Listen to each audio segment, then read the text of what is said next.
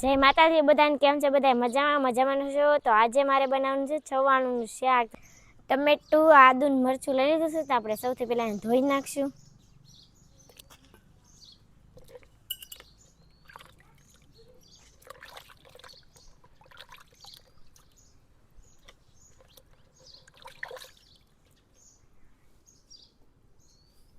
આદુ મરચાં ટમેટા ધોઈ નાખ્યા. આપણે ડુંગળી સુધારી નાખવી.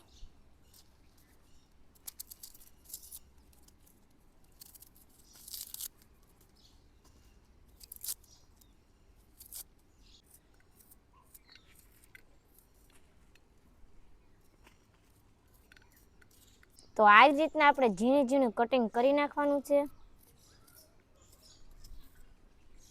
ડુંગળીનું કટિંગ થઈ જશે, આપણે ટમેટાનું કટિંગ કરી નાખવી.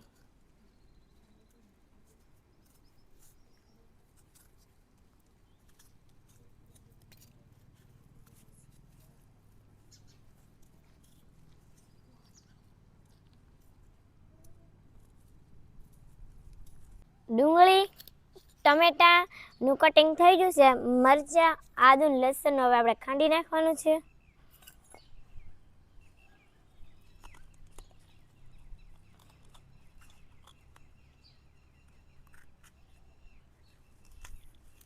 હવે આપણે આદુ નાખી દઈશું ભેગું, સાથે લસણ નાખી દઈશું. હવે આપણે તેને ખાંડી નાખશું.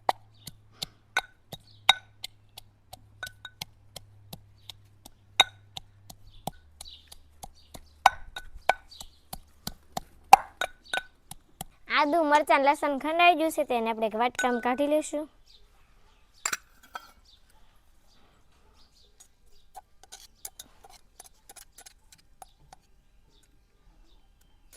હવે આપણે કોથમરીનું કટિંગ કરી નાખશું.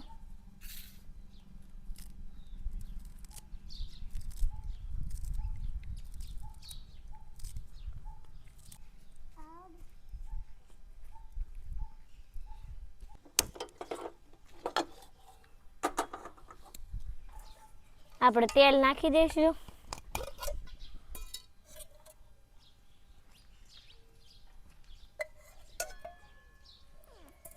તેલ આવી ગયું છે, આપણે રાઈ નાખી દઈશું.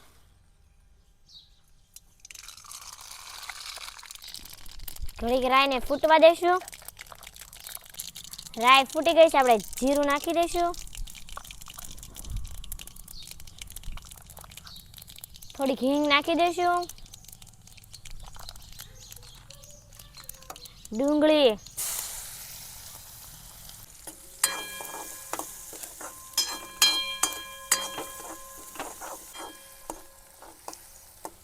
આદુ લસણ ને મરચાં આપણે ખાંડી છે એ નાખી દઈશું.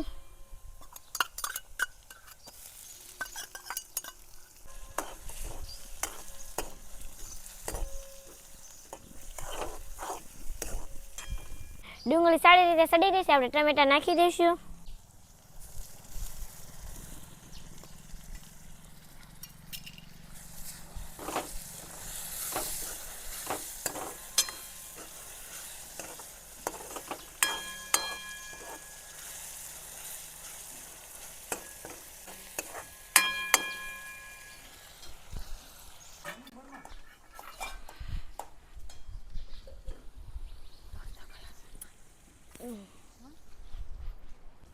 ડુંગળી મરચાં બધી ગ્રેવી સડી ગઈ છે આપણી, જુઓ. તો આપણે બસ હંધાઈ મસાલા નાખી દઈશું. હળદર, ધાણા જીરું, ખાંડેલું મરચું નાખી દઈશું. તેને મિક્સ કરી લઈશું. સ્વાદ પ્રમાણે મીઠું નાખી દઈશું. મીઠું ઓછું નાખશું કારણ કે ચવાણુંમાં મીઠું હોય. પાણી નાખી દઈશું.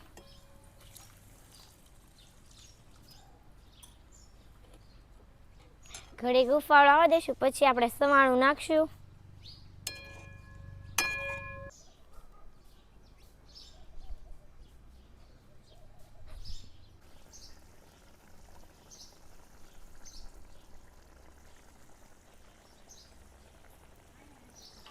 આપણી બધી ગ્રેવી સડીને કમ્પ્લીટ થઈ ગઈ છે. આપણે ચવાણું નાખી દઈશું.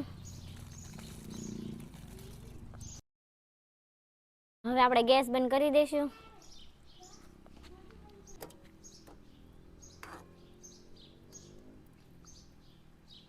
કોથમરી નાખી દઈશું. સવાણુંનું શાક બનીને કમ્પ્લીટ થઈ ગયું છે. આપણે નીચે ઉતારી લેવી.